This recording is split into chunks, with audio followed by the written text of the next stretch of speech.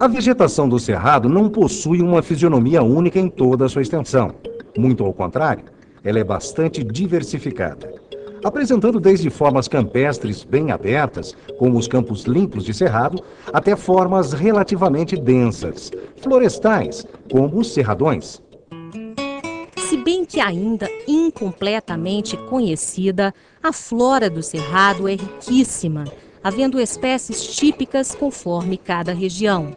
Estima-se como sendo constituída por cerca de 3.000 espécies, sendo 1.000 delas do estrato arbóreo arbustivo e 2.000 do herbáceo subarbustivo. Troncos e ramos tortuosos são características da vegetação arbórea e arbustiva, que de pronto impressionam o observador.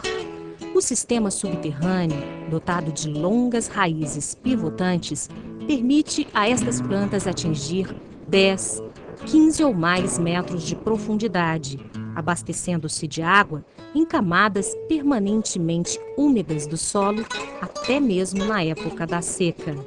Já a vegetação herbácea e subarbustiva, formada também por espécies predominantemente perenes, garantem sobreviver à seca e ao fogo, e ao contrário de uma floresta, não é formado por espécies de sombra. O sombreamento lhe faz mal, prejudica seu crescimento e desenvolvimento. Os ramos aéreos são anuais, secando e morrendo durante a estação seca, período em que formam algumas toneladas de palha por hectares, um combustível que facilmente se inflama, favorecendo a ocorrência e propagação das queimadas. Nas formas intermediárias de cerrado, a vegetação herbácea subarbustiva e a vegetação arbórea arbustiva estão em constante competição. Procuram, cada qual, ocupar seu espaço de forma independente, individual. Rica e também pouco conhecida é a fauna do bioma do Cerrado, particularmente a dos invertebrados, destacando-se naturalmente o grupo dos insetos. Seja pela sua riqueza em gêneros e espécies, seja pelo seu papel no fluxo de energia do ecossistema. Os cupins são herbívoros vorazes e servem de alimento para grande número de predadores. Outra ordem de grande importância é a das abelhas, pelo seu importante papel na polinização das flores. Os gafanhotos também apresentam grande riqueza de espécies e significativa importância como herbívoros. Quanto aos vertebrados, segundo diversos zoólogos, parece não haver uma fauna de vertebrados endêmica, e o que se conhece são, em geral, listas das espécies mais frequentemente encontradas em áreas de cerrado, pouco se sabendo da história natural destes animais, do tamanho de suas populações e de sua dinâmica. Excetuando-se a maioria das aves, segundo alguns autores, a fauna do cerrado caracteriza-se, em geral, pelos seus hábitos noturnos e fossoriais, ou subterrâneos, tidos como formas de escapar aos rigores do tempo reinantes durante as horas do dia. A rede hidrográfica dos cerrados apresenta características bastante diferenciadas. Situada sobre o grande arqueamento transversal que atravessa o Brasil Sudeste e Central, a região abrange um grande divisor de águas que separa os maiores sistemas hidrográficos do território brasileiro. Ao sul, abrange parte da Bacia do Paraná. Ao norte, a Bacia Amazônica. A nordeste, Parnaíba, e a leste é responsável por 94% da água que circula no São Francisco.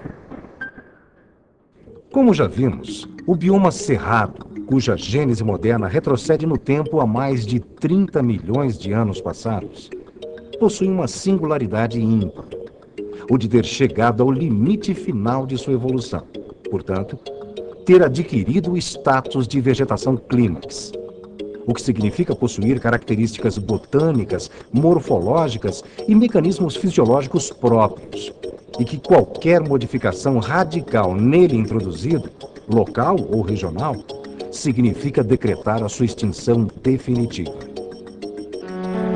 Após aproximadamente 11 mil anos de presença humana, até a década de 1950, os cerrados mantiveram-se quase inalterados, devido à distância de centros consumidores e precárias condições de transporte, conjuntamente com a concepção equivocada e preconceituosa de grande parcela da população, que concebia o cerrado como um ambiente pobre, sem beleza ou utilidade para o homem.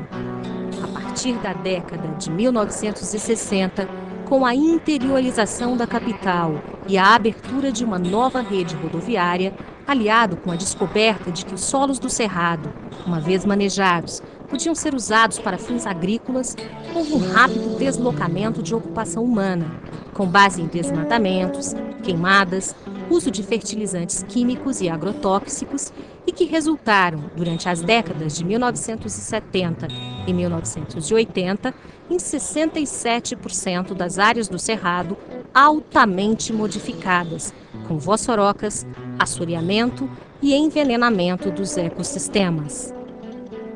Dados estatísticos de 1998 estimavam em 40% a área de cerrado que ainda permanecia intacta, e hoje chega-se à conclusão de que a perda seja de aproximadamente 75% da vegetação original, e o que resta do bioma se encontra em porções fragmentadas e nem sempre passíveis de recuperação.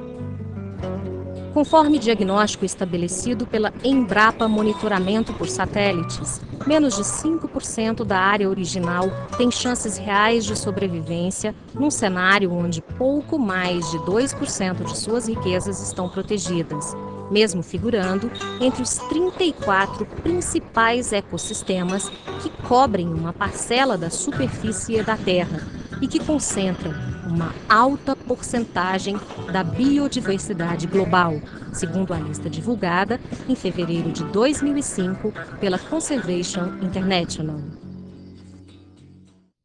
A partir da década de 1990, a sociedade passou a debater como conservar o que restou do cerrado.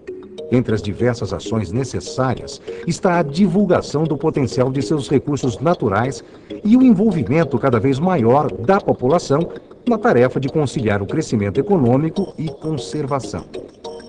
Sabe-se hoje que, por abrigar inúmeras nascentes e rios, o bioma cerrado desempenha um importante papel como fornecedor de água para as principais bacias hidrográficas da América do Sul. E tem interferência direta na oferta de um patrimônio natural vital à sobrevivência da própria humanidade: a água.